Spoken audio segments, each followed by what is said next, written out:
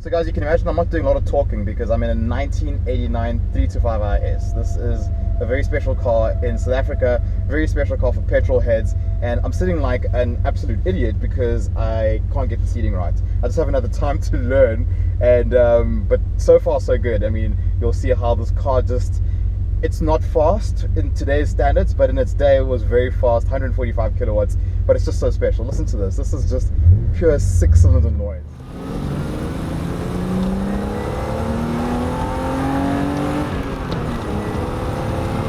Thing is that this is the first time I actually drive an e30 BMW. You know, being born in 1992, I've been in many e30 BMWs, but I actually haven't driven one. It's cars that when I got into this car for the first time, I could recognize the smell, because these cars have certain smells, and just getting into it, it's just like you just feel like a little kid again. But this time I'm behind the wheel, and they always say don't meet your heroes because you're going to be disappointed.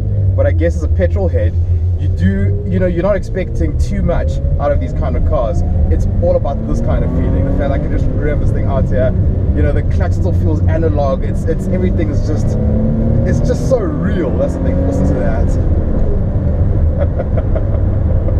What a special occasion. So we're driving obviously this, and then we're going to jump into the 333i, which is also a very South African, you know, special edition e30 BMW. But so far in this, I must say that I actually just feel like a kid. I feel like a kid, and that's what sometimes loving cars is about. You know, sometimes we forget about sales figures and, you know, kilowatts and power, just enjoying what you loved as a kid. And for me right now, I'm like a little kid.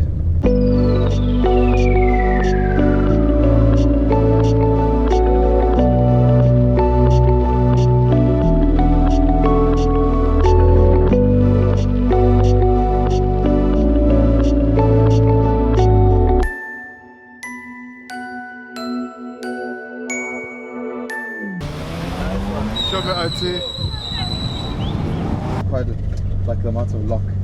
Yeah, it's masses of play. It's like, that is insane. I mean, and I'm barely going anywhere. Yeah. I'm just like, the car's just doing this, and I'm like, oh. So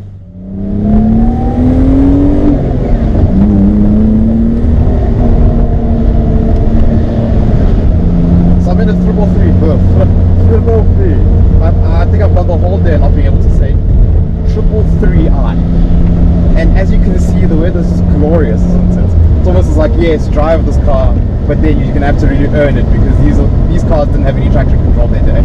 And mind you, they're not like stupidly fast cars, but I did get caught out like earlier on, first gear, I put my foot down, and I'm thinking, nah, it's got a lot of grip. All of a sudden, this thing just starts to fishtail. With that being said, it's got a lot of character. We're just saying right now how, you know, you would never think of driving a performance car with traction off nowadays. It's almost like a taboo. And here we really have no choice. But first impressions, that I must say, this car's engine, this 3.3 litres, I mean, you must remember, this came from a 7 Series.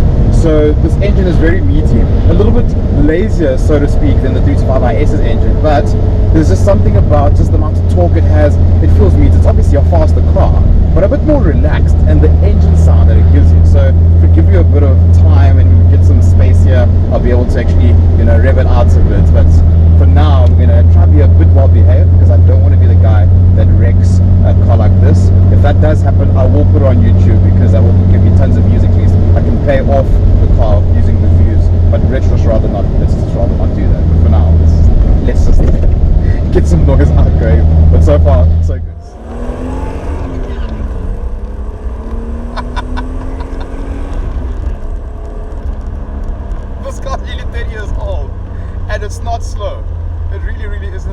correct, it's like 155 kilowatts. But it's lightweight. It doesn't weigh a lot of stuff. So, well, it doesn't make sense what I've just said. It doesn't weigh a lot, but it's just got so much character. It's got more character than the 325RS, I'd say. Well, obviously, it's got a bigger engine, but there's just something that really, when you mash your foot, just goes. I mean, it's a big engine. It's exciting. As a kid born in Soweto, driving the 325RS and the 333 was very special. For many of us, this car represented success, prestige, and achievement. Meeting these cars nearly 30 years on wasn't a disappointment. Instead, it's one of those things I'll never forget as a South African petrolhead.